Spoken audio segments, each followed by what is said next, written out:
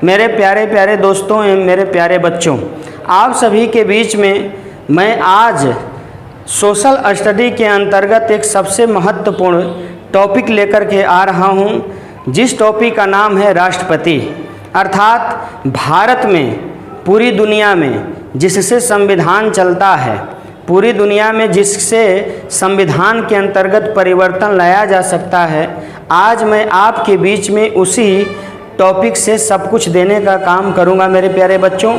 और उस टॉपिक से पूरी थ्योरी मैं समझाऊंगा और थ्योरी को समझाने के बाद उस टॉपिक से जितना भी महत्वपूर्ण प्रश्न बनेंगे उन सभी प्रश्नों को देने का काम आपको इसी वीडियो में करूंगा। इसीलिए आप जो भी हो इस वीडियो को शुरू से अंत तक देखेंगे ताकि आपको यह समझ में आएगा कि थ्योरी के अंतर्गत इससे महत्वपूर्ण क्वेश्चन MCQ कैसे बनते हैं और किस किस प्रारूप से प्रश्न उठते हैं। प्रत्येक प्रतियोगिता लेवल के लिए आपको सबसे महत्वपूर्ण यह टॉपिक होगा मेरे दोस्तों, इसीलिए पूरा वीडियो देखेंगे। अगर आप हमारे वीडियो पर चैनल पर नए होंगे तो आप हमारे वीडियो को शेयर तथा सब्सक्राइब जरूर करेंगे और लाइक भी करेंगे, क्योंकि देखते हैं तो थोड़ा लाइक का बटन दबा दीजिए मेरे प्यारे बच्चों, क्योंकि आपके लाइक से, आपके शेयर से, आपके देखने से हम लोग का मनोबल बढ़ता है और हम एनर्जी के साथ आपके बीच में तरह तरह के अलग अलग टॉपिक को लेकर के आने की इच्छा जग जाहिर करते हैं। इसी के साथ मैं आपके बीच में आज का ये जो सोशल स्टडी का, सामान्य विज्ञान का, पॉलिटिकल साइंस के अंतर्गत, मतलब राजनीतिक शास्त्र के अंतर्गत राष्ट्रपति ये जो पद है, राष्ट्रपति जो पद की नियुक्ति है, वो मैं आपके बीच में लाने का काम करूंगा। और समय को वेस्ट ना करते हुए हम चलते हैं आज के इस टॉपिक पे, राष्ट्रपति की नियुक्ति तथा उससे संबंधित महत्वपूर्ण प्रश्न। ठीक है, इसी के जरिए आप जब पूरा वीडियो देख लेंगे तब पूरे क्वेश्चन को या फिर वीडियो को देखने के लिए आप हमारे इस फ्री PDF को डाउनलोड करेंगे द टेलीग्राम चैनल पर जा करके। ठीक है, वहाँ से सब कुछ आपको फ्री में मिलेगा, उसका कोई कॉस्ट नहीं है। तो इसी के साथ मैं चलता हूँ मेरे दोस्तों। ठीक है, सभी एग्ज़ाम में बार बार आने वाले सवाल, मतलब जितना भी आपका एग्ज़ाम्स है, चाहे वो रेलवे का एग्ज़ाम हो, बैंक का एग्ज़ाम हो, SSC का एग्ज़ाम हो, टेट का एग्ज़ाम हो, बात समझ में आई, CTET का एग्ज़ाम हो, BPSC का एग्ज़ाम हो, सारे एग्ज़ाम में आपको इससे महत्वपूर्ण क्वेश्चन बार बार पूछे जाते हैं मेरे प्यारे बच्चों। इसीलिए आप धैर्यपूर्वक इस वीडियो के अंतर्गत सारे टॉपिक को पढ़ने का काम करेंगे। ठीक है, तो मैं चलता हूँ राष्ट्रपति की नियुक्ति की तरफ। अर्थात हम आपके बीच में इस राष्ट्रपति की नियुक्ति के अंतर्गत राष्ट्रपति क्या होता है, सबसे पहले मैं उस तथ्य पर चलूँगा। मेरे दोस्तों, मेरे प्यारे बच्चों, देश का जो राष्ट्रपति होता है, ठीक है, देश का जो राष्ट्रपति होता है वह प्रथम नागरिक होता है। देश का राष्ट्रपति हमारा क्या होता है? देश का प्रथम नागरिक होता है। और यह जो प्रथम नागरिक होता है इसलिए होता है कि देश की जो जनगणना की शुरुआत होती है मेरे प्यारे बच्चों, तो सर्वप्रथम आपको राष्ट्रपति के गिनती से ही शुरुआत होती है। इसीलिए देश का यह जो सर्वोच्च पद होता है, आपको मालूम होना चाहिए कि पूरे भारत के संविधान में जो पद होता है ये सबसे सर्वोच्च पद होता है। सबसे क्या होता है मेरे बच्चों? सबसे सर्वोच्च पद होता है, उच्च पद होता है। इसीलिए राष्ट्रपति के पद को सर्वश्रेष्ठ माना जाता है और यह हमारे देश का प्रथम नागरिक होता है। राष्ट्रपति के बाद हमारे देश का दूसरा जो नागरिक होता है प्रथम के बाद, वह उपराष्ट्रपति होता है। कौन होता है मेरे बच्चे? उपराष्ट्रपति। ठीक है, राष्ट्रपति प्रथम व्यक्ति जबकि उपराष्ट्रपति द्वितीय व्यक्ति होता है। अगर उपराष्ट्रपति ना हो किसी स्थिति में तो हमारे देश का द्वितीय नागरिक जो होती हैं वो राष्ट्रपति की क्या होती हैं? पत्नी होती हैं। क्या होती है मेरे बच्चे? राष्ट्रपति की पत्नी होती है। राष्ट्रपति एक सबसे बड़ा संवैधानिक पद होता है। राष्ट्रपति जो होता है वो सबसे बड़ा क्या होता है? संवैधानिक पद होता है। क्या होता है बच्चे मेरे? संवैधानिक पद होता है। ये सबसे बड़ा संवैधानिक पद होता है। मतलब मेरे कहने का मकसद यह है कि कि जब भी किसी देश के अंदर कानून में परिवर्तन लाने की इच्छा हो या कानून के अंतर्गत कुछ नए धारा, नए अनुच्छेद, नए परिवर्तन लाकर उसमें ऐड करने की बात जब भी आती हो तो उसके लिए सर्वोच्च पद अर्थात संवैधानिक पद पर बैठे राष्ट्रपति की अनुमति की क्या होती है मेरे दोस्तों? आवश्यकता होती है। राष्ट्रपति जो होता है वो हमारे देश का संसद का तीसरा अंग होता है। कौन होता है बाबू मेरे? संसद का यह तीसरा अंग होता है। कौन? राष्ट्रपति संसद का तीसरा अंग होता है, तीसरा पार्ट्स होता है। कौन? तो राष्ट्रपति। ठीक है, अब आप देखेंगे कि संसद का पहला पार्ट कौन है भाई? तो संसद का पहला पार्ट है आपको लोकसभा। संसद का पहला पार्ट क्या है मेरे बाबू? लोकसभा। दूसरा पार्ट क्या हो जाएगा? राज्यसभा। दूसरा पार्ट क्या हो जाएगा? राज्यसभा। और तीसरा पार्ट हमारा जो आपके बीच में मैंने दिया अर्थात भारत का राष्ट्रपति हो जाता है। भारत का क्या हो जाता है? राष्ट्रपति हो जाता है। मेरे कहने का मकसद यह है कि राष्ट्रपति के अंतर्गत यह शक्ति बिल्कुल निहित है, लोकसभा में नहीं है और ना ही राज्यसभा में है। यह सबसे बड़ी शक्ति किसमें निहित है अब तक? तो राष्ट्रपति के अंदर निहित है। क्यों? क्योंकि जब कोई भी कानून ठीक है बिल के रूप में क्या होता है? बिल के रूप में क्या होता है? पास होता है। तो यह जो बिल होता है वो सबसे पहले लोकसभा, किसमें? सबसे पहले लोकसभा, उसके बाद राज्यसभा, उसके बाद क्या होता है? राज्यसभा। और जब दोनों सभाओं से, सदनों से कोई बिल क्या हो जाता है? पास हो जाता है। तो वैसी परिस्थिति में एक घटना क्या घटती है कि उस बिल को किसके पास ले जाया जाता है? तो राष्ट्रपति के पास भेजा जाता है। किसके पास भेजा जाता है मेरे बच्चे? तो राष्ट्रपति के पास भेजा जाता है। किस बिल को? मतलब किसी भी कानून में परिवर्तन लाने के लिए कोई भी बिल यदि निर्मित हो तो लोकसभा से पास होगा, राज्यसभा से पास होगा, उसके बाद उस दोनों से जब पास हो जाएगा तो अंतिम वह बिल किसके पास जाएगा? राष्ट्रपति के पास जाता है। ठीक है मेरे प्यारे बच्चों। तो जब राष्ट्रपति के पास जाता है कोई बिल, राष्ट्रपति के पास जब जाता है कोई बिल, तो जब यह बिल जैसे ही संसद के तीसरे अंग राष्ट्रपति के पास जाता है तब क्या होता है कि राष्ट्रपति इस बिल के बारे में सोचता है। राष्ट्रपति इस बिल के बारे में सोचता है, इस बिल के बारे में क्या होता है? समझता है, अर्थात उस पर मंथन करता है। तो ये सारी चीज़ें सोच करके राष्ट्रपति यदि उसके नज़र में दोनों सदनों के द्वारा पास किया गया कोई बिल जब क्लियर कट होता है अर्थात उसकी नज़रों में वह बिल अच्छा रहता है तो राष्ट्रपति क्या करता है? राष्ट्रपति उस पर क्या कर देता है? तो साइन कर देता है। राष्ट्रपति क्या करता है मेरे बच्चे? साइन कर देता है। ठीक है, साइन मोहर अपना मार देता है। तो जैसे ही राष्ट्रपति इस बिल पर साइन कर देता है तो ये बिल अब बिल नहीं रह पाती, ये बिल क्या बन जाती? अब यही बिल क्या बन जाता है मेरे बच्चे? कानून बन जाता है। और यह कानून बन करके कहाँ लागू हो जाता है? तो संविधान में ऐड हो जाता है। जैसे अभी फिलहाल में आपने देखा होगा 370, ये जो धारा 370 था, धारा 370 था, क्या था? धारा 370 था। तो यह जम्मू एंड कश्मीर को क्या किया था? एक विशेष राज्य का दर्जा दिया था।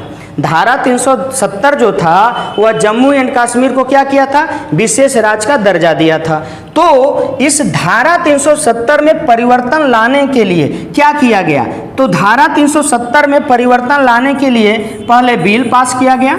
ठीक है, अब जब बिल पास हो गया दोनों सदनों से, जब दोनों सदनों से बिल क्या हो गया? पास हो गया, तो इसे कहाँ पहुँचाया गया?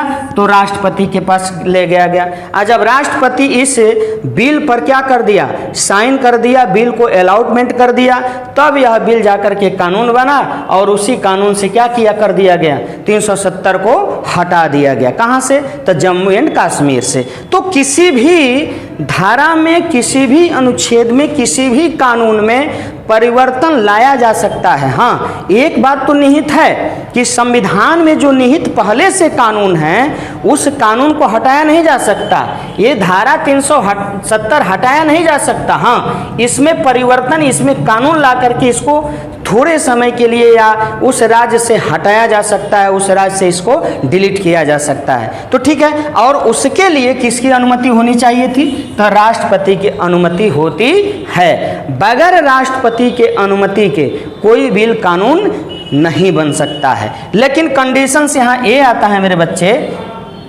कि राष्ट्रपति, देश का जो राष्ट्रपति होता है, ठीक है, दोनों सदनों से, अगर लोकसभा से भी, किससे?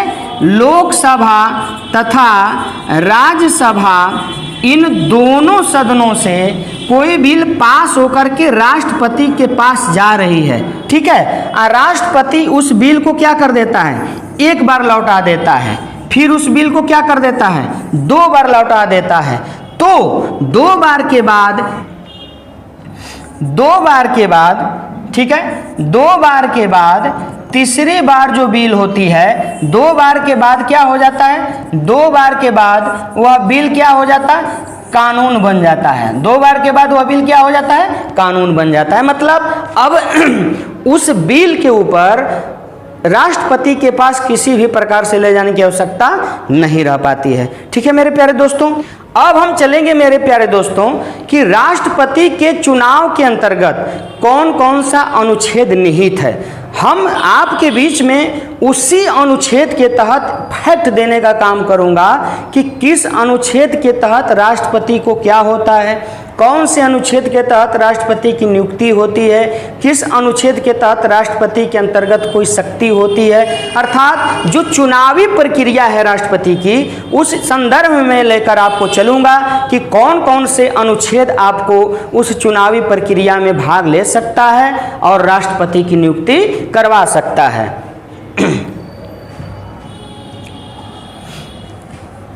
तो मेरे प्यारे दोस्तों, राष्ट्रपति के अंतर्गत महत्वपूर्ण जो अनुच्छेद हैं, महत्वपूर्ण क्या है? अनुच्छेद हैं, ठीक है। और महत्वपूर्ण जो अनुच्छेद होगा वो हम आपके बीच में एक ट्रिक के माध्यम से ले चलेंगे और वह ट्रिक होगा पकानी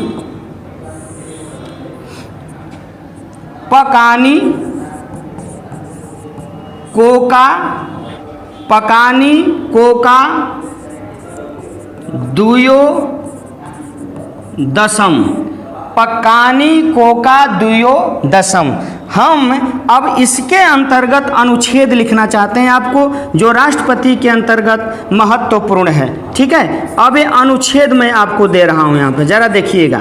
ये अनुच्छेद होगा 52, 53, 54, 55, 56, 57, 58, 59, 60 और 61। गौर करिएगा जरा, मतलब पकानी कोका दुयो दशम, ठीक है। ये सिर्फ थोड़ा सा याद करने की चीज़ है, आप घबराएंगे नहीं मेरे प्यारे बच्चों। तब पकानी कोका दुयो दशम, ये राष्ट्रपति के अंतर्गत जो महत्वपूर्ण अनुच्छेद होगा उसी अनुच्छेद के अंतर्गत हम सारी स्थिति इसी में आपको निहित कर दिया है। तो जरा गौर करिए मेरे प्यारे बच्चों, जो अनुच्छेद 52 होगा, अनुच्छेद जो 52 है वह राष्ट्रपति के किससे संबंधित है? पद से संबंधित है। मतलब अनुच्छेद नंबर जो 52 है वह राष्ट्रपति के किससे संबंधित है? तो पद से संबंधित है। अनुच्छेद नंबर 53 जो होगा वह राष्ट्रपति के किससे संबंधित है? कार्यपालिका से। राष्ट्रपति के किससे संबंधित है? कार्यपालिका से। उसके बाद अनुच्छेद जो 54 है वह राष्ट्रपति के किससे? तो निर्वाचन से। अनुच्छेद जो 54 है वह राष्ट्रपति के क्या चीज से संबंधित है? निर्वाचन से संबंधित है। अनुच्छेद हम जब 55 चलते हैं तो यह राष्ट्रपति के कोटा से संबंधित है। अनुच्छेद हम 56 चलते हैं मेरे प्यारे बच्चों तो यह क्या है? राष्ट्रपति के कार्यकाल से संबंधित है। राष्ट्रपति के किससे? कार्यकाल से संबंधित है। उसके बाद हम चलते हैं आपको अनुच्छेद 57 में, तो अनुच्छेद 57 कहता है कि कोई भी राष्ट्रपति दोबारा निर्वाचित हो सकता है, कोई भी राष्ट्रपति दोबारा निर्वाचित हो सकता है, वह 57 है। उसके बाद हम आपके बीच में चलेंगे अनुच्छेद 58 को लेकर। तो अनुच्छेद 58 जो है इससे संबंधित है, अर्थात योग्यता से संबंधित है। किससे संबंधित है मेरे दोस्तों? योग्यता से। अनुच्छेद 59 जो है वह किससे संबंधित है? तो अनुच्छेद 59 जो है वो राष्ट्रपति के शर्तों से संबंधित है। और अनुच्छेद 60 जो आएगा मेरे दोस्तों वह राष्ट्रपति को शपथ दिलवाने से संबंधित है। ये 60 100 से ये दो मतलब शर्त निहित करेगा। और अनुच्छेद 61 जो होगा मेरे प्यारे बच्चों वह क्या करेगा? अनुच्छेद 61 जो होता है वह राष्ट्रपति के महाभियोग से संबंधित है। किससे संबंधित है? राष्ट्रपति के महाभियोग से संबंधित है। बात सुन में, कौन सा अनुच्छेद? 61 अनुच्छेद। तो इसी चीज से मैंने आपको बताया, पकानी कोका दुयो दशम। सिंपल सी बात है, मतलब राष्ट्रपति की नियुक्ति, राष्ट्रपति की प्रक्रिया, राष्ट्रपति के अंदर शक्ति चुनाव कैसे होता है, किस प्रारूप से होता है, तो वह संवैधानिक स्थिति से होता है। बात हमारी समझ में आई? राष्ट्रपति संवैधानिक पद होता है और संवैधानिक दृष्टिकोण से उसका चुनाव होता है, इसीलिए उसके चुनाव के अंतर्गत सारा यहाँ अनुच्छेद आपको निहित है। अर्थात इसके लिए महत्वपूर्ण जो अनुच्छेद है 52, 53, 54, 55, 56, 57, 58, 59, 60, 61। ठीक है मेरे दोस्तों? तो 61 आपको इसी तरह सिर्फ याद कर लेना है, पकानी कोका दुयो दशम। सिंपल सी बात है, 61 तक आप सारे सिस्टम को याद कर सकते हैं। और आपके प्रश्न में यही ना पूछता है कि राष्ट्रपति का पद किस अनुच्छेद में निहित है? तो सिंपल सा चीज है, पकानी मतलब प, अर्थात प से क्या हो गया? 52 अनुच्छेद, पद हो गया। बात समझे? तो सिंपल सी मार सकते हैं आप उसको। ठीक है, अगर पूछे कि राष्ट्रपति के अंतर्गत कार्यपालिका की शक्ति किस अनुच्छेद में निहित है, तो का से कार्यपालिका अर्थात अनुच्छेद नंबर 23 में, सॉरी 53 में। बात समझ में? तो इस सिस्टम से आपको हम अब इसी के साथ लेकर के आगे बढ़ूंगा मेरे प्यारे बच्चों कि ये जो पद है वह क्या है, किस रूप से है। अनुच्छेद जो 52 कहता है, मैं उसी के साथ अलग अलग सिस्टम से लेकर आपके बीच में चलूंगा। तो आप जरा देखिए मेरे प्यारे बच्चों, अनुच्छेद जो आपको 52 है वह क्या कहता है? अनुच्छेद 52 कहता है कि भारत में, अनुच्छेद जो 52 कहता है कि भारत में हमेशा अर्थात सदैव हमेशा राष्ट्रपति का, भारत में हमेशा राष्ट्रपति का एक पद होगा। एक क्या होगा?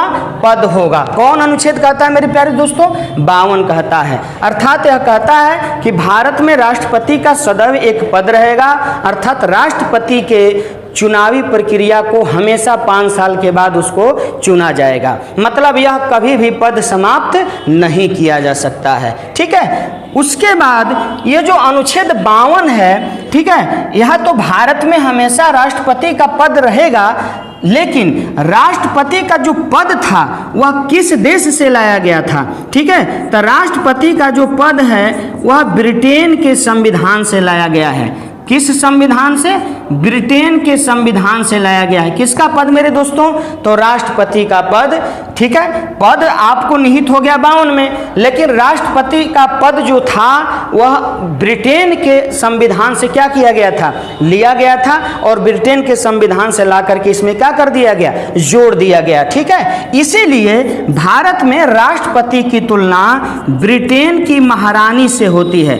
भारत में राष्ट्रपति की तुलना ब्रिटेन की महारानी से होती है। ठीक है, ब्रिटेन की महारानी से होती है। मतलब ब्रिटेन का जो कानून कहता है कि ये जो राष्ट्रपति का पद है वो एक राजा अर्थात रानी के समान है। ठीक है, तो ब्रिटेन के महारानी के संबंध में पद के बराबर हमारे देश के राष्ट्रपति का क्या होता है? पद होता है, वैल्यू होता है। ठीक है, तो ये आपका अनुच्छेद 52 कहता है। ठीक, तो वो आपके मतलब पद से संबंधित अनुच्छेद 52 होता है। ठीक है, अब हम चलेंगे मेरे प्यारे दोस्तों, अनुच्छेद आपका 53 है। अनुच्छेद क्या है? आपका 53 है, यह अनुच्छेद आपका 53 है। तो अनुच्छेद जो 53 है मेरे प्यारे दोस्तों, तो वह राष्ट्रपति को, अनुच्छेद जो 53 होता है वह राष्ट्रपति को कार्यपालिका क्या करता है, कार्यपालिका शक्ति निहित करता है। कौन? अनुच्छेद 53 किसको? राष्ट्रपति को। कौन सी शक्ति? तो कार्यपालिका शक्ति निहित करता है। अर्थात राष्ट्रपति के ही द्वारा भारत के अंदर, राष्ट्रपति के ही द्वारा भारत के अंदर जितने भी कानून बनते हैं, जितने भी कानून निर्मित होते हैं या परिवर्तित होते हैं, उन सभी कानूनों के रूपरेखा को संचालित करने के लिए, एग्री करने के लिए, अलॉटमेंट करने के लिए किसकी जरूरत पड़ती है? तो राष्ट्रपति की जरूरत पड़ती है। लेकिन राष्ट्रपति भी किसी भी कानून में परिवर्तन करने के लिए, किसी भी पद से मंत्रियों को हटाने के लिए उसे ठीक है, उसे भारत के अर्थात मंत्री परिषद का क्या करना पड़ता है? मंत्री परिषद का सलाह लेना पड़ता है। किसका? मंत्री परिषद का सलाह लेना पड़ता है। किसको? भारत के राष्ट्रपति को। और मंत्री परिषद का जो मेंबर होता है, जो मालिक होता है, वह कौन होता है मेरे बच्चे? तो पीएम होता है। वह कौन होता है? पीएम होता है, मतलब देश का प्रधानमंत्री होता है। ठीक है, तो ये ठीक है कि राष्ट्रपति कार्यपालिका शक्ति निहित है, लेकिन औपचारिक के तहत उसके अंदर शक्ति निहित है। सारी शक्तियां निहित होती है किसके अंदर? प्रधानमंत्री के अंतर्गत। ठीक है, क्योंकि जब भी कोई राष्ट्रपति कानून में परिवर्तन करेगा तो वह किसके सिफारिश पे? प्रधानमंत्री के ही सिफारिश पे और उसी के सलाह पर करेगा। ठीक है, लेकिन यह कार्यपालिका शक्ति इसके अंतर्गत निहित होती है। तो कौन सा अनुच्छेद इसको देता है? अनुच्छेद 53 देता है। अब हम चलेंगे मेरे बच्चे अनुच्छेद नंबर किसमें? अनुच्छेद नंबर 54। ठीक है, यह अनुच्छेद जो 54 है, ठीक है, तो अनुच्छेद 54 में हमने क्या बताया आपको?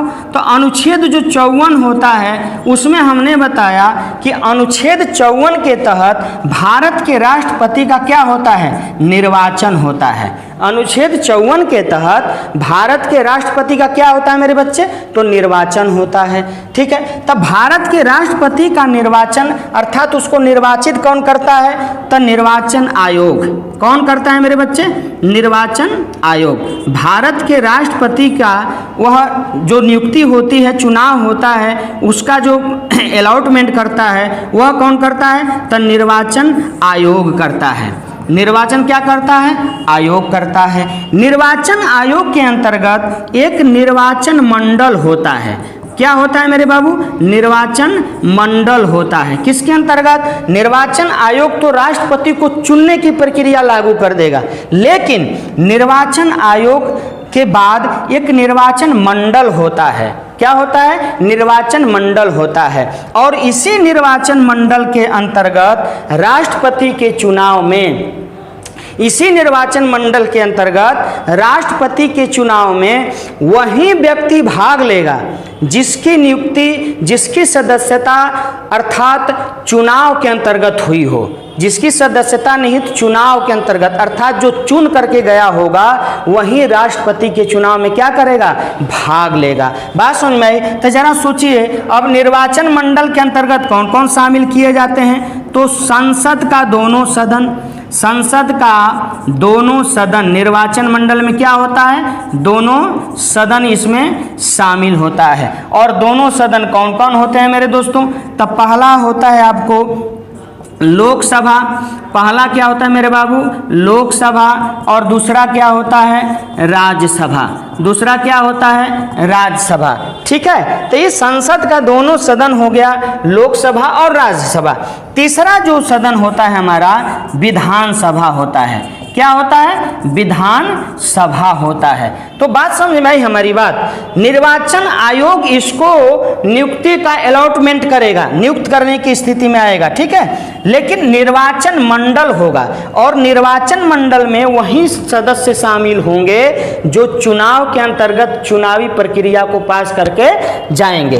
तो संसद का दोनों सदन में कौन कौन जाते हैं भाई? तो चुन करके जाते हैं। ठीक है, और विधानसभा में क्या होते हैं, तो चुनकर जाते हैं। तो आप इस तरह भी कह सकते हैं कि राष्ट्रपति के चुनाव में 3 लोग भाग लेते हैं। कौन कौन, तो आपका लोकसभा का सदस्य, राज्यसभा का सदस्य और उसके बाद विधानसभा का सदस्य।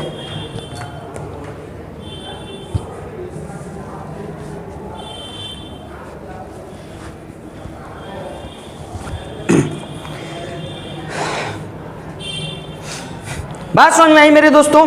तो ये 3 सदन के सदस्य क्या करते हैं, भाग लेते हैं। अब हम आगे बढ़ते हैं। जैसे कि यहाँ लोकसभा हो गया, ठीक है, जैसे कि यहाँ आपको क्या हो गया, लोकसभा हो गया, ठीक है। तो लोकसभा में 2 सदस्य चुने जाते हैं। इनकी जो संख्या होती है मेरे दोस्तों, वह कितनी होती है, 545 पर चुनाव होता है। वैसे 552 होता है अप्रोक्स, लेकिन 545 पर चुनाव होता है। तो इसमें क्या होता है कि 543 सदस्यों का क्या होता है, चुनाव होता है।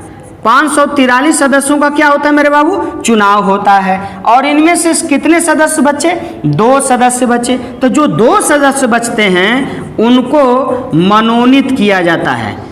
क्या किया जाता है मेरे बाबू, मनोनीत किया जाता है। कितने सदस्य को, 2 सदस्य को। कहाँ पे, तो लोकसभा में। कहाँ पे, तो लोकसभा में।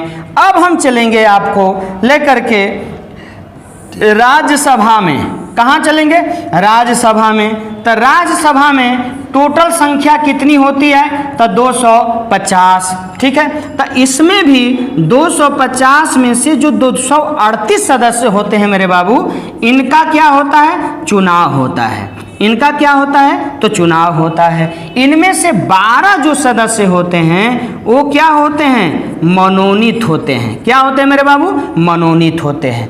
अब हम चलेंगे आपको डायरेक्ट लेकर के विधानसभा में।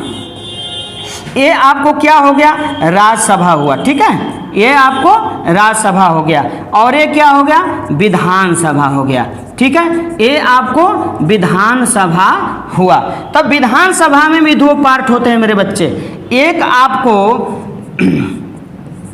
विधानसभा होता है, एक आपको क्या होता है, विधानसभा होता है, ठीक है। और एक क्या होता है, विधान परिषद होता है।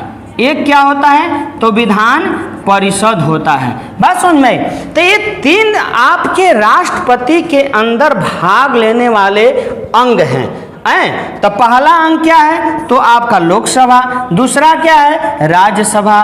तीसरा क्या है हमारे बाबू, विधानसभा। तो आप जरा गौर करिएगा, हम यहाँ बोले क्या हैं। अब विधानसभा की बारी आएगी तो विधानसभा के सदस्यों की संख्या अलग अलग राज्यों में अलग अलग है, इसीलिए मैं वहाँ आपको निहित नहीं किया हूँ। जैसे कि बिहार के अंतर्गत 200 कितनी है, 45 है, ठीक है। बात समझ में। तो एक कंडीशन, 245 नहीं, 243 है, ठीक है। तो ये कंडीशंस होता है। तो गौर करिए जरा, हम क्या बोले कि निर्वाचन मंडल में वही भाग ले सकते हैं जो चुन करके जाएंगे। तब 543 क्या सदस्य हुए, तो चुन करके गए, इसीलिए एक क्या होगा, भाग लेगा। लेकिन 2 सदस्य क्या हुए, मनोनीत हुए, और मनोनीत कभी चुनाव प्रक्रिया में भाग नहीं ले सकता। तो सिंपल सी चीज है। इन 2 को चुनता कौन है, तो इन 2 को चुनता है मेरे बच्चे राष्ट्रपति।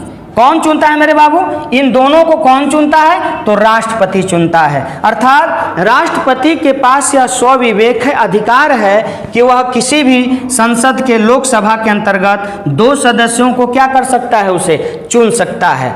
और इन राज्यसभा में से राष्ट्रपति को ही अधिकार होता है कि यह 12 सदस्यों को क्या कर सकता है, चुन सकता है। बात हमारी समझ में आई। तो जो व्यक्ति को राष्ट्रपति चुनेगा, गौर करिएगा जरा, जिस व्यक्ति को राष्ट्रपति चुनेगा वही राष्ट्रपति जब ही दोबारा आपके राष्ट्रपति पद के लिए खड़ा होता है चुनाव के लिए, तो जरा गौर करिए, राष्ट्रपति जिसको चुना है वह व्यक्ति राष्ट्रपति को वोट देगा कि नहीं देगा, बिल्कुल दे देगा।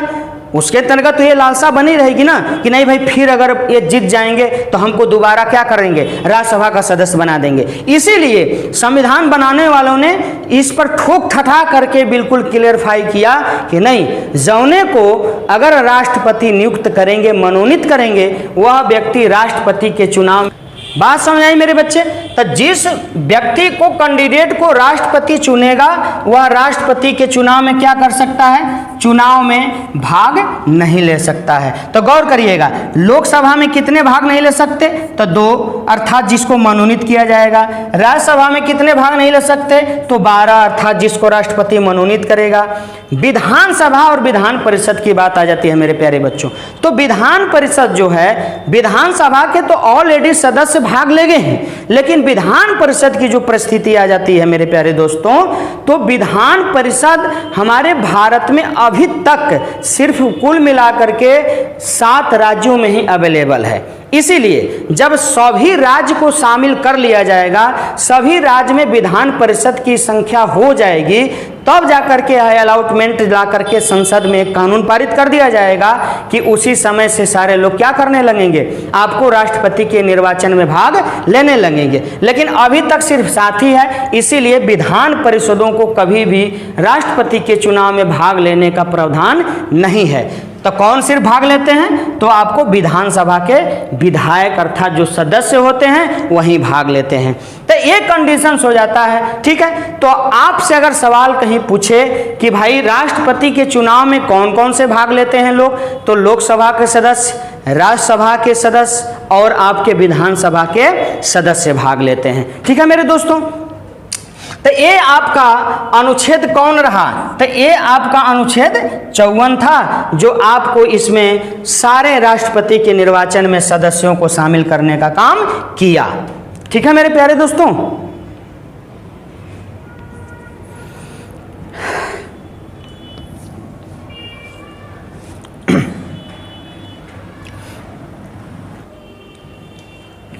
अब हम चलते हैं मेरे प्यारे बच्चे, अब राष्ट्रपति का कार्यकाल चलेंगे। राष्ट्रपति का क्या है, कार्यकाल, और राष्ट्रपति का कार्यकाल किस अनुच्छेद में है, तो 56 में है, ठीक है मेरे प्यारे दोस्तों। राष्ट्रपति का कार्यकाल 5 साल का होता है। राष्ट्रपति का कार्यकाल कितने साल का होता है, 5 साल का होता है, 5 वर्ष का होता है। अर्थात जब एक बार कोई राष्ट्रपति बन जाएगा तो वह कितने साल तक रहेगा, 5 साल तक रहेगा। हमारे राष्ट्रपति का जो कार्यकाल होता है वह हमेशा किसी भी साल में 25 जुलाई को क्या हो जाता है मेरे बाबू, समाप्त हो जाता है।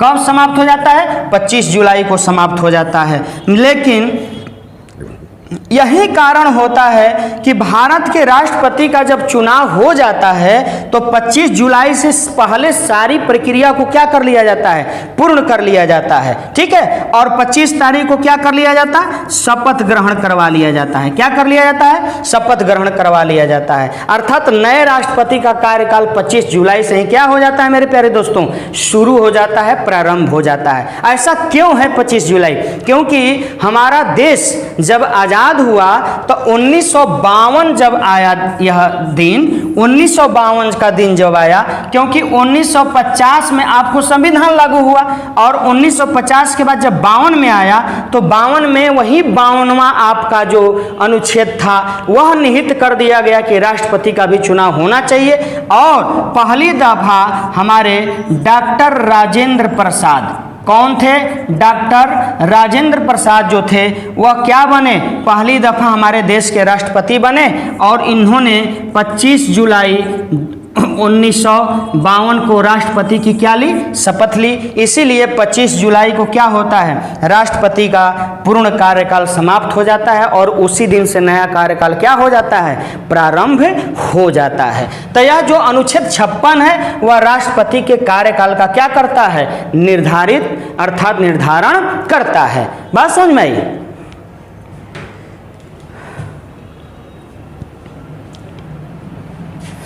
अब हम चलते हैं मेरे प्यारे बच्चों, अनुच्छेद आपको किस में, 57 में, अनुच्छेद 57 में चलते हैं। तो अनुच्छेद 57 क्या करता है कि राष्ट्रपति कोई भी राष्ट्रपति होगा वह राष्ट्रपति दोबारा क्या हो सकता है, निर्वाचित हो सकता है। अर्थात भारतीय संविधान में राष्ट्रपति के लिए सीमित समय नहीं रखा गया है, सीमित समय नहीं रखा गया है। जबकि आप सीमित समय क्यों नहीं रखा गया, ये हमारा अनुच्छेद कौन करता है, 57 कहता है कि भारत के संविधान में कोई भी राष्ट्रपति एक बार नहीं, 2 बार नहीं, वो जितनी बार चाहे राष्ट्रपति क्या हो सकता है, निर्वाचित हो सकता है, उसके लिए कोई बॉन्ड नहीं है। जबकि आप अमेरिका में चले जाइएगा मेरे दोस्तों, तो अमेरिका में सिर्फ 2 ही बार राष्ट्रपति के चुनाव का वहाँ पर अलॉटमेंट है। मतलब जब एक बार आप चुन जाइएगा,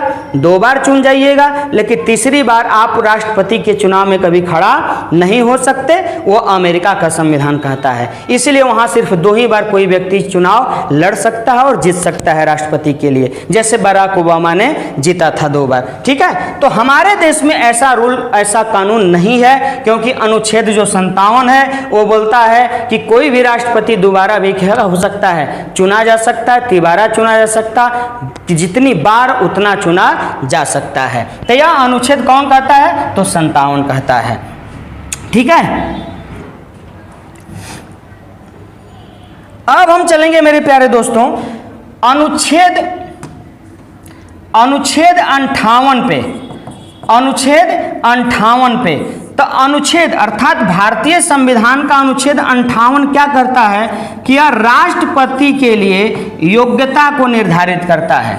किसको निर्धारित करता है, राष्ट्रपति के लिए योग्यता को निर्धारित करता है। मतलब ये कि राष्ट्रपति बनने के लिए क्या क्या शर्त और क्या क्या योग्यता चाहिए।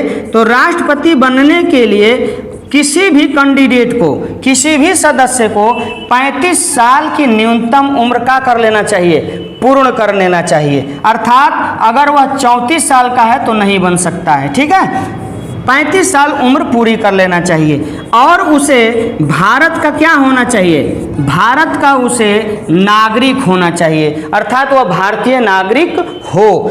तीसरी चीज है उसमें कि कोई भी राष्ट्रपति तभी बन सकता है जब संसद का सदस्य बनने की क्वालिटी उसके अंदर क्या हो, मौजूद होनी चाहिए।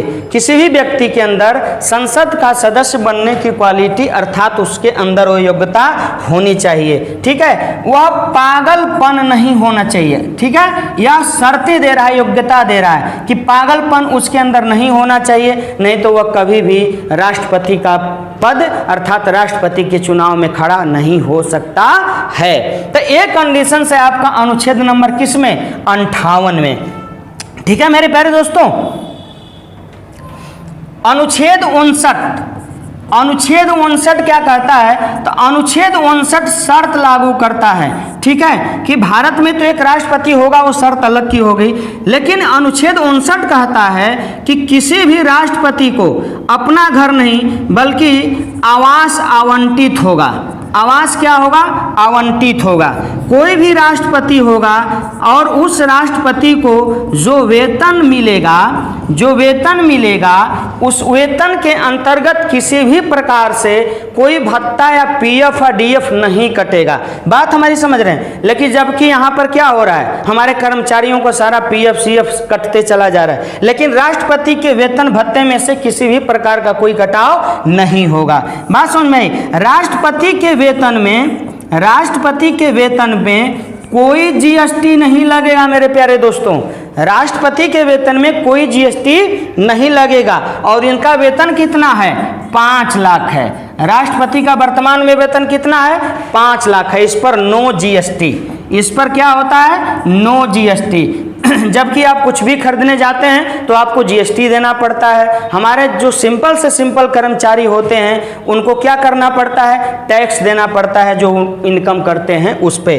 ठीक है, तो यह आपको 59 शर्त करता है कि आवास में रहेंगे, उनको वेतन भत्ता सब कुछ मिलेगा। ठीक है, उनमें किसी भी प्रकार की कटौती नहीं होगी। ठीक है, वेतन पर किसी भी प्रकार का टैक्स नहीं लगेगा और वेतन जो होगा वह आपको संचित निधि से, सिंचित निधि से क्या होगा, उनको दिया जाएगा। किनको, तो राष्ट्रपति को। तो ये हमारे दोस्तों 59 हमारा अनुच्छेद रहा। ठीक है, अब हम अनुच्छेद नंबर 60 पर चलते हैं। अनुच्छेद नंबर किस पे चलते हैं? 60 पे। ये आपका अनुच्छेद नंबर कौन है? तो 60 है। और अनुच्छेद नंबर 60 क्या कहता है मेरे दोस्तों? तो अनुच्छेद जो 60 है वह कहता है कि राष्ट्रपति जब निर्वाचित हो जाएगा, राष्ट्रपति जब वोटिंग हो जाएगा उनका, तो उनको शपथ दिलवाया जाएगा। उनको संविधान का क्या किया जाएगा? शपथ दिलवाया जाएगा। और राष्ट्रपति को शपथ दिलवाने के लिए उस देश के उच्चतम न्यायालय का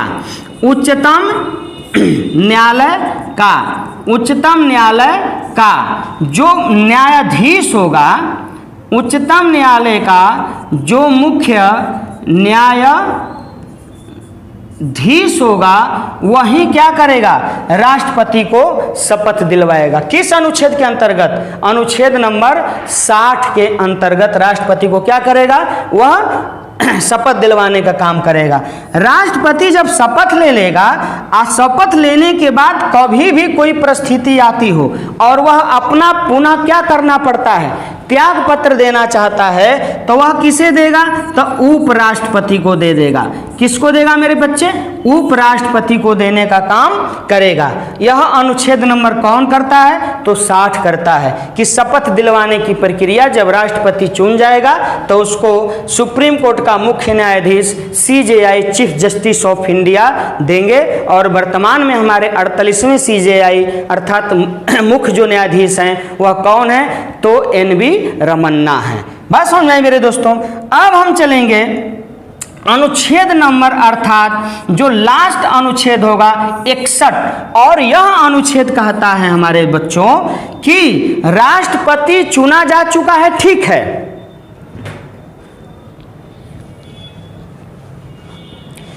यह अनुच्छेद कहता है कि राष्ट्रपति चुना जा चुका है, ठीक है, लेकिन उसको चुनने वाले कौन थे? तो लोकसभा के सदस्य, राज्यसभा के सदस्य और विधानसभा के सदस्य। बात समझ में आई?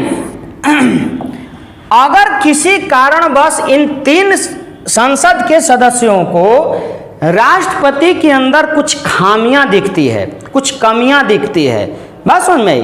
तो उस संदर्भ के अंतर्गत होता क्या है ना? उस संदर्भ के अंतर्गत होता क्या है कि राष्ट्रपति के अंदर ये जो अनुच्छेद 61 है वो कहता है कि राष्ट्रपति के ऊपर अगर किसी भी प्रकार से संशय होता है तो उस पर क्या लगाया जा सकता है? महाभियोग लगाया जा सकता है। ठीक है, अर्थात इन तीनों सदनों के जो सदस्य होंगे उनकी अनुमति से, उनके मत से, उनके वोट से अगेन पुनः राष्ट्रपति पर क्या लगाया जा सकता है? महाभियोग लगाया जा सकता है। और यह जो महाभियोग होता है मेरे दोस्तों, तो संसद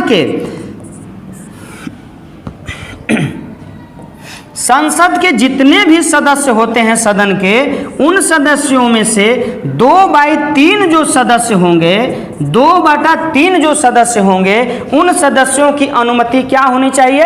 अवेलेबल होनी चाहिए। तभी राष्ट्रपति के ऊपर क्या लगाया जा सकता? महाभियोग लगाया जा सकता है। महाभियोग लाने से पहले मेरे दोस्तों राष्ट्रपति को नोटिस दिया जाता है। कितने दिन पहले? 14 दिन पहले।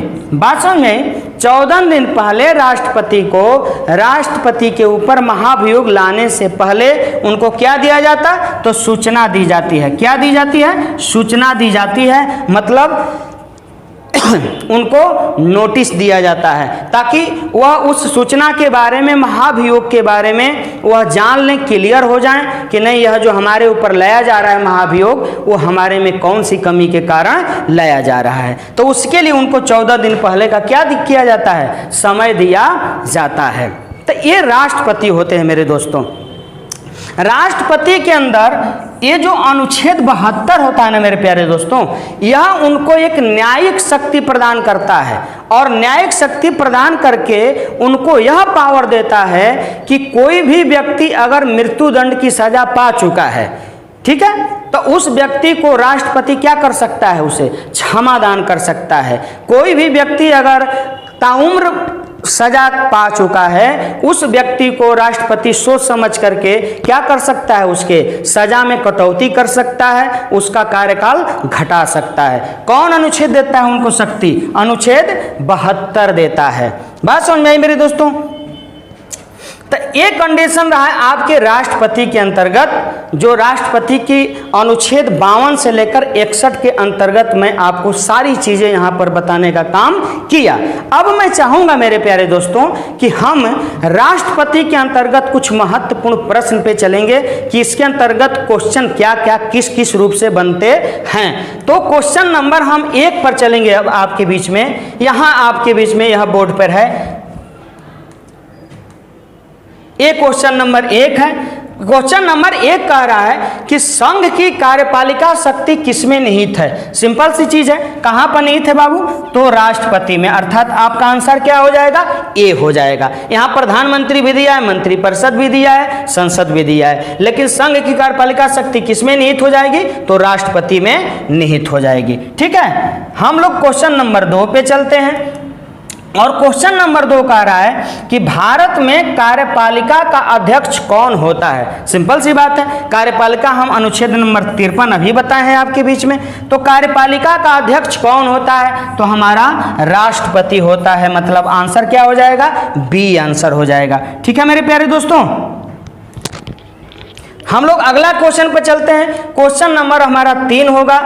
भारत का राष्ट्रपति राज्य का प्रधान होता है, राज्य का प्रधान नहीं होता, केवल सरकार का प्रधान होता है। राज्य और सरकार दोनों का प्रधान होता है।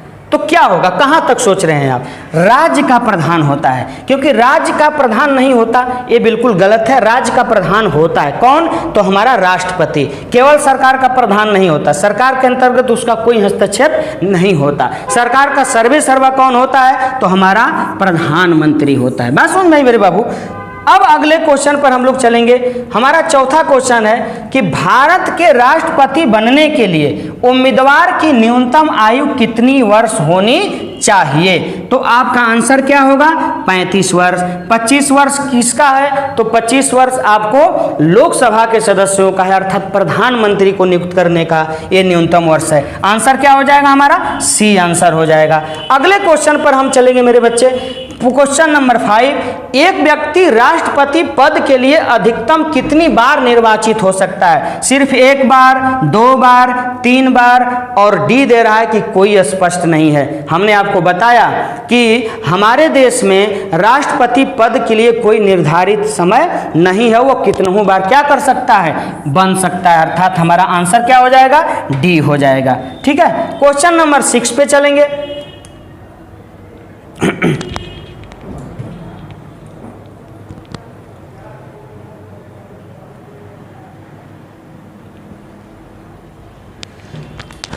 क्वेश्चन नंबर 6 कह रहा है कि भारतीय संविधान के अनुसार देश का प्रथम नागरिक कौन होता है? तो सिंपल सी बात है मेरे बच्चे, तो राष्ट्रपति होता है। आंसर क्या हो जाएगा? सी हो जाएगा। प्रधानमंत्री थोड़ी होता है, लोकसभा थोड़ी होता है, उपराष्ट्रपति द्वितीय नागरिक होता है। आंसर क्या हो जाएगा? सी हो जाएगा।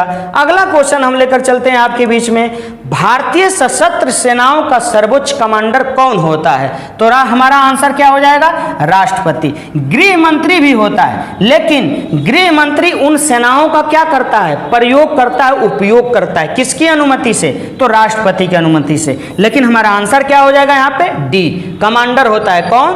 तो हमारा राष्ट्रपति होता है। हमारा अगला क्वेश्चन है, 8 क्वेश्चन है। राष्ट्रपति अपना त्याग पत्र किसे दे सकता है? तो भारत के उपराष्ट्रपति को। अभी हमने आपके बीच में समझाया है। आंसर क्या हो जाएगा बाबू? आंसर हमारा बी हो जाएगा।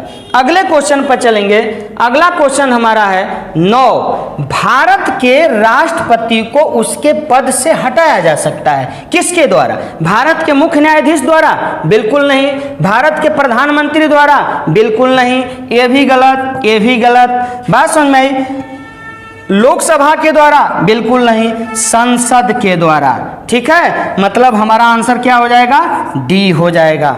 ठीक है, अर्थात जो संसद राष्ट्रपति को चुनता है सभी सदस्यों से, वही लोग क्या कर सकते हैं, राष्ट्रपति को हटा सकते हैं। अगला क्वेश्चन हमारा 10 है और 10 कहता है कि राष्ट्रपति पर महाभियोग की प्रक्रिया किस देश के संविधान से ली गई है? तो हमारा आंसर ए हो जाएगा, अर्थात अमेरिका से लिया गया है। ठीक है मेरे बाबू। अगला क्वेश्चन हमारा है 11 नंबर, ठीक है, संविधान के किस अनुच्छेद में राष्ट्रपति पर महाभियोग की प्रक्रिया का उल्लेख है? महाभियोग की प्रक्रिया का उल्लेख है 54, 75, 62, 61। आंसर क्या होगा? 61 होगा मेरे नमूनों, क्योंकि अभी हमने आपके बीच में क्या किया है, इसको अभी बताया है। तो बी आंसर हो जाएगा हमारा। अगला क्वेश्चन हमारा है 12 है, राष्ट्रपति का निर्वाचन किस प्रकार से होता है? मनोनयन रूप से, प्रत्यक्ष रूप से, अप्रत्यक्ष रूप से, कोई स्पष्ट प्रावधान नहीं है। तो अप्रत्यक्ष रूप से होता है राष्ट्रपति का निर्वाचन, प्रत्यक्ष रूप से नहीं होता है। ठीक है, इसीलिए राष्ट्रपति के अंदर उतनी बड़ी शक्तियां निहित नहीं रहती है। तो आंसर हमारा क्या हो जाएगा? सी हो जाएगा। अगला क्वेश्चन हमारा है 13 और यह कह रहा है कि निम्नलिखित में से कौन भारत के राष्ट्रपति के चुनाव में भाग नहीं लेता है? तो सोचो, लोकसभा लेगा, बिल्कुल, राज्यसभा के सदस्य लेंगे, बिल्कुल, विधानसभा के सदस्य लेंगे, हाँ जी लेंगे, तो कौन नहीं लेंगे?